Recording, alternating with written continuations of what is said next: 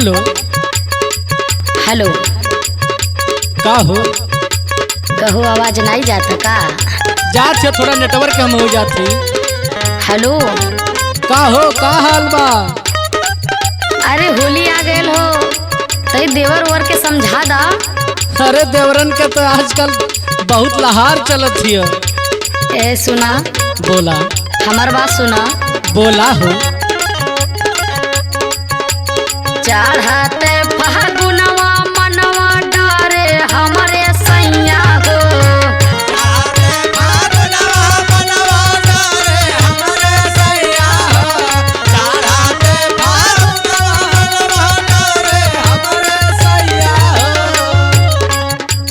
चढ़ते फागुनवा मनवा डारे हमारे सैया हो।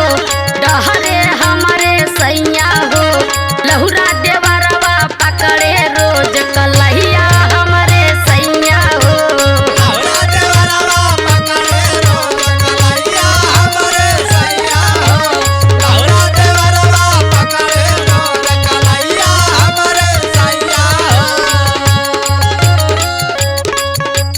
लहुरा देवरवा पकड़े रोज कलैया हमारे सैया हो। लहुरा देवरवा पकड़े रोज कलैया हमारे सैया हो। कलहिया हमारे सैया हो। चढ़ते फगुनवा मनवा बड़ा डहरे हमारे सैया हो।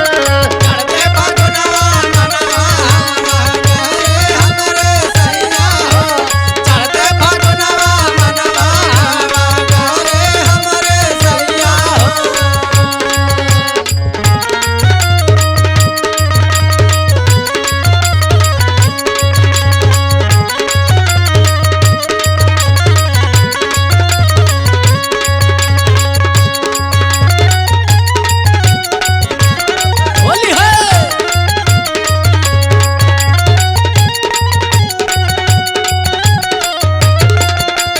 होली है।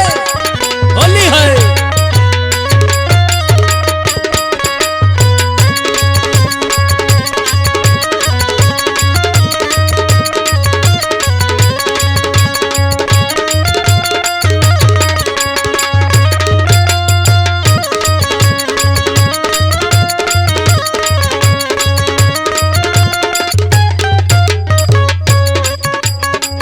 अच्छा ये बताओ, का हो? होली चलत हिय ना?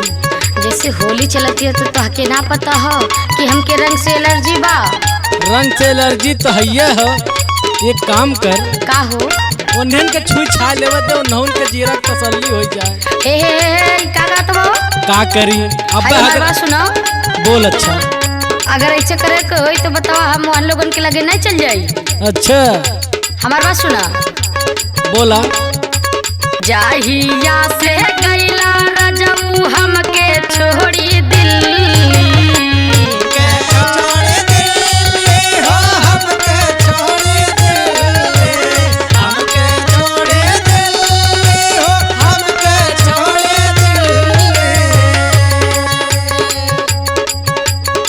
मौका देखी खोले मुअना रोजा रोजा कीली।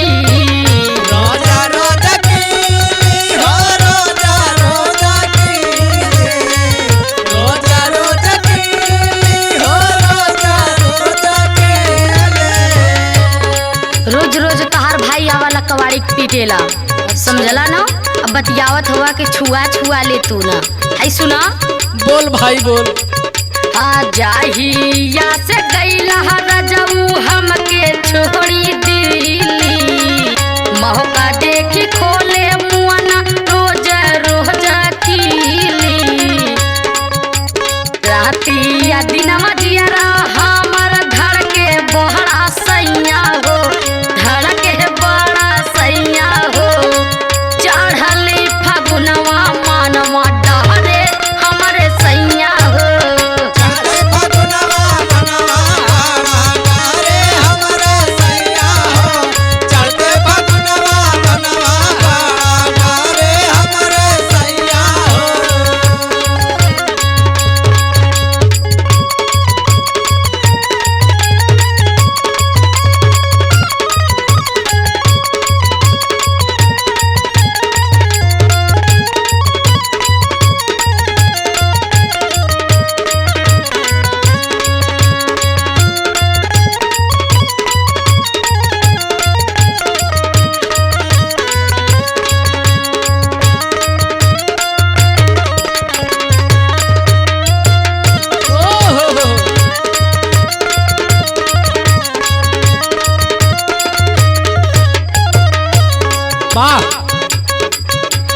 से जिया पे आके हमसे पूछे